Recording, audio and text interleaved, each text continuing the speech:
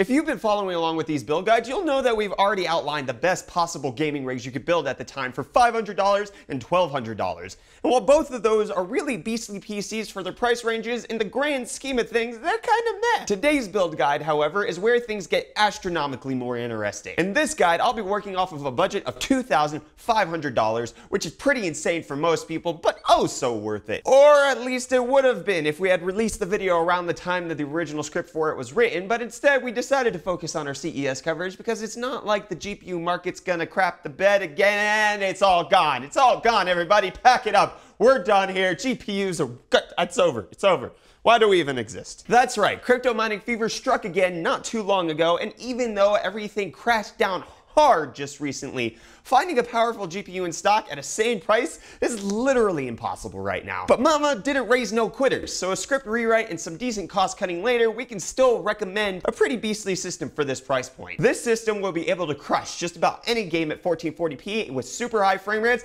and ultra settings, and should be a monster when it comes to 4K gaming as well. And as always, I'll also be including a build based around pricing and availability in South Africa with a budget of around 35,000 Rand, so let's do this thing. Now, as much as I would have loved to recommend any of AMD's fantastic Threadripper or Ryzen 7 chips for this build, since I need every single one of their billions of cores for work, I just can't. I also really can't recommend the Pinnacle Ridge Ryzen Plus chips because they haven't really been detailed enough yet, and even if they were, chances are they still wouldn't be the best gaming CPUs out there. This build guide, along with the two before it, are gaming focused, and the simple fact is that Intel still has the best gaming chips around. With that in mind, there's really no chip better suited for the purpose than the Core i7-8700K. Even though I personally believe the Coffee Lake chips to be a total reactionary and stupid release, they're actually rather good. The Core i7-8700K is by far the most capable consumer chip Intel has released so far, and even though it's just barely on par with the Ryzen 7 chips when it comes to multi-threaded workloads, it absolutely dominates everywhere else, including gaming. Overclocking the chip to 5 GHz and beyond should be a walk in the park, and if anyone tells you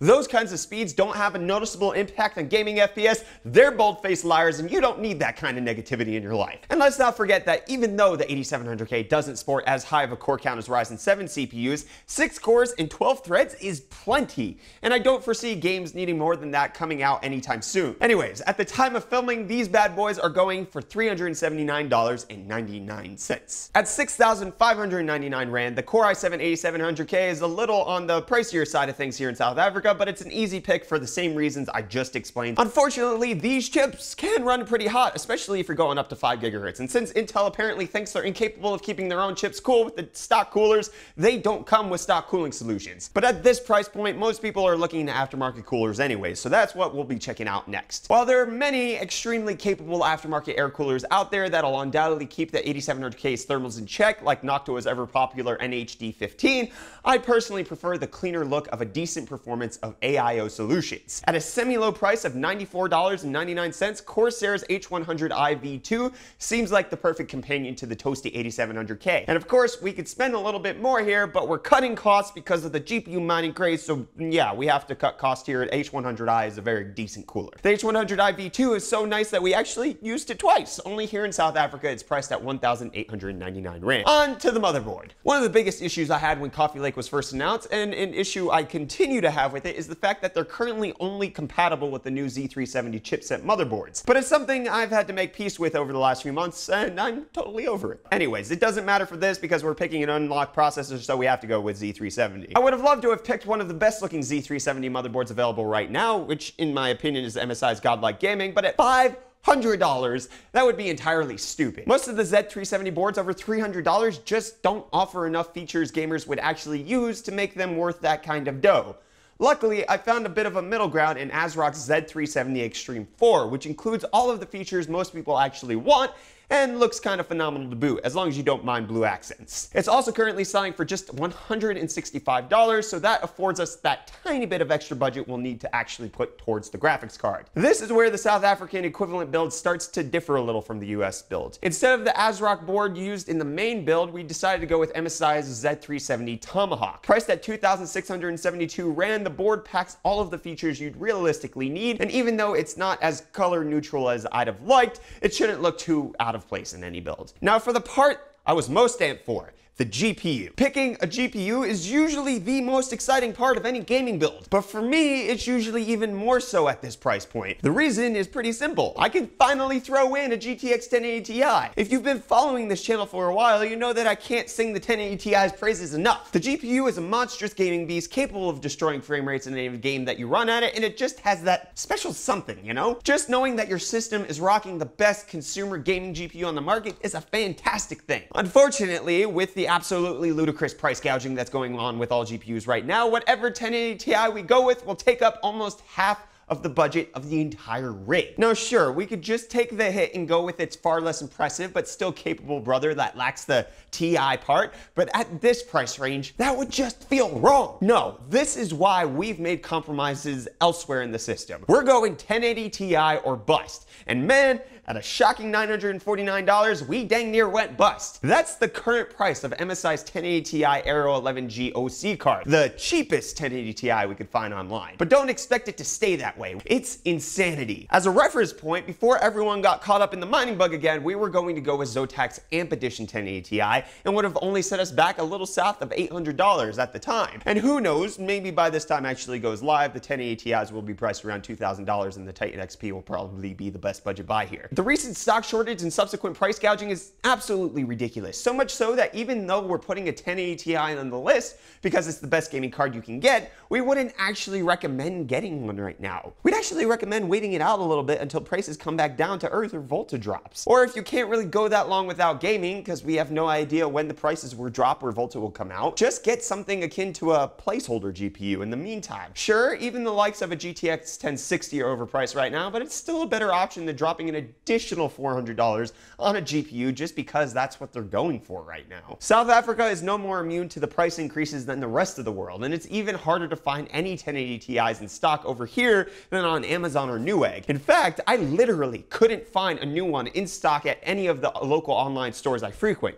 This makes it pretty much impossible to recommend picking up a 1080 Ti. So the same advice from the main build applies here. Though if you can find a 1080 Ti in stock for under 15,000 Rand anywhere right now, including the secondhand market, you should snap it up before someone else does. Choosing a PSU to power this heavy-hitting system was a simple enough procedure after determining the wattage needed, which in this case turned out to be about 600 watts. The Corsair CX series 750 watt 80 plus bronze was a perfect fit here, ticking most of the important boxes. While we'd have loved to go fully modular on this one and would have liked a little more than the bronze certified unit, this is another area where the GPU prices just kill our budget. There's not much else to say really. It's a great PSU for an exceptional system and it leaves adequate headroom for further expansion. What more could you ask for? The South African build makes use of the same power supply and it's priced at 1,664 Rand. And now on to my least favorite part of this build, memory. Before the massive upswing in memory prices originally started, choosing memory for your build mostly relied on your aesthetic preference and speeds. But with prices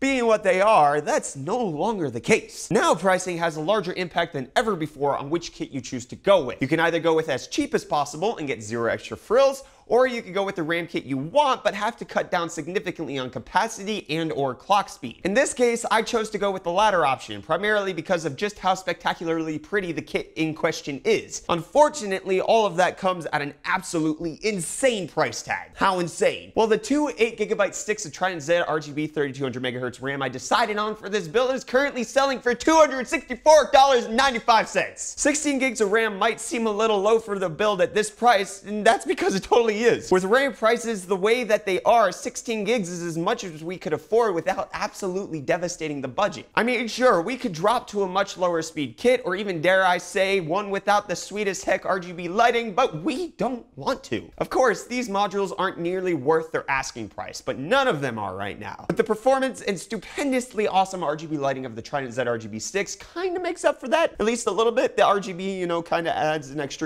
16 gigs just because you bought a 16 gig kit. I think that's how RGB works. However, if you need to make cuts anywhere in this guide to better fit your budget, this is the place to probably start. Speaking of cuts, I had to make the exact same ones while considering memory for the South African build. We're going with the exact same kit of 16 gig G-Skill Trident Z sticks running at 3200 MHz, but luckily they're on special right now at WooWare for 3,859 Rand. Can't believe I just said on special for that price. It's not WooWare's fault, but geez, holy crap, that's expensive. For storage this time around, instead of sticking with the speedy 500 gig Samsung 850 EVO I recommended in the previous guide, I swapped it out for the super ultra mega speedy Samsung 960 EVO 500 gig NVMe drive. When it comes to read and write speeds, few SSDs come close to matching the 960 EVO. It's basically the 960 Pro, and even with its hefty price tag of $248, it's well and truly worth it. It should also be large enough to contain all of the games you're currently playing and have room to spare. At 2000 Rand, the 960 EVO makes just as much sense in Rand as it does in dollars. But if you do end up needing more space, you're probably going to need to invest in some hard drive goodness. 2 terabytes of it in this case. So Seagate's 2 terabyte Barracuda drive offers okay speeds, tons of storage, and at $79 won't quite break the bank. And in South Africa, we're gonna go with the same Seagate 2 terabyte, and it should be more than up to the task, and is luckily one of the cheapest 2 terabyte hard drives we can find in South Africa at 1,149 Rand. I imagine I'd have a fair bit of trouble choosing a chassis for this build. After all, which case would look good enough and give an adequate enough view to all of this sexy hardware inside without taking up a fair chunk of the budget? That case is none other than the same that we recommended in our $1,200 build guide, the Fantex P400 Tempered Glass Edition. Well, not nearly as flashy or glassy as the 570X, it does all the things we need it to do just as well, and it does that at just $79.99. And coming in to complete the South African build is a case I'm sure none of you expected. That's right, it's almost the exact same chassis as in the main build, only this time it's the P400S Silent Edition, and it'll only set you back around 1,199 Rand. The total cost of both rigs comes out to $2,589.88 and 20,989 Rand respectively. That South African pricing excludes the graphics cards, since you're not likely to find any that are worthwhile for a rig like this at a good price right now. But if you're willing to drop another 15 to 20,000 Rand on a 1080 Ti, you're welcome to do so. We just necessarily wouldn't recommend it. Anyways, at this price range, there's not a whole lot these systems can't do, and do exceptionally well. The A700K is kind of a little overkill for gaming, but it adds a bit of future-proofing, and while it's not the best processor for multi-threaded workloads, it's better than 90% of consumer chips out right now. As I said, the 8700K is overkill for gaming, and if gaming is almost all you'll be doing with your system 90% of the time, your wallet will be far better off with going with the i5 8600K, or even the i7 7700K. And while we're at it, as much as it pains me to say, no one really needs RGB lit RAM. While G-Skill's Trident Z RGB modules are great looking extras to have in your build, they're far too expensive right now to seriously take into consideration if you're at all budget conscious. I mean, sure, most memory modules are horrendously overpriced right now, but the Trident Z RGB series kinda is overpriced even before all of that. As long as you pick up modules rated at 2667 MHz or above, you shouldn't see any noticeable performance dips for cutting costs on your memory. But that's not the point. These rigs aren't the cheapest 4K gaming beast you can possibly build. They provide a good balance between aesthetics, performance, features, and price, and should give you a good idea of what to look for when CUD comes knocking at your door again. All of that being said, building a rig of this caliber with GPU pricing the way it is right now isn't the best idea in the world. In fact, it's a pretty bad one.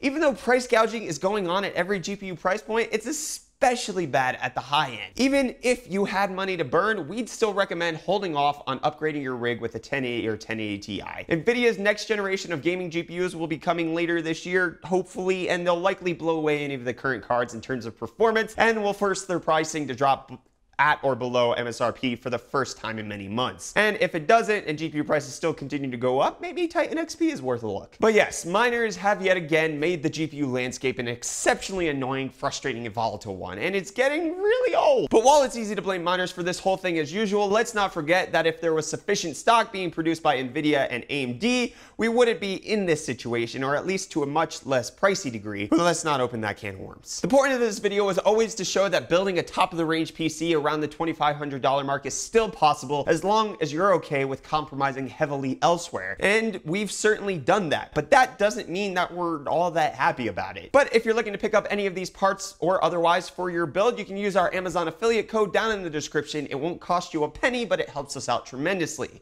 And also, if you're in South Africa, Wootware should be your go-to retailer where you can pick up all of these amazing parts.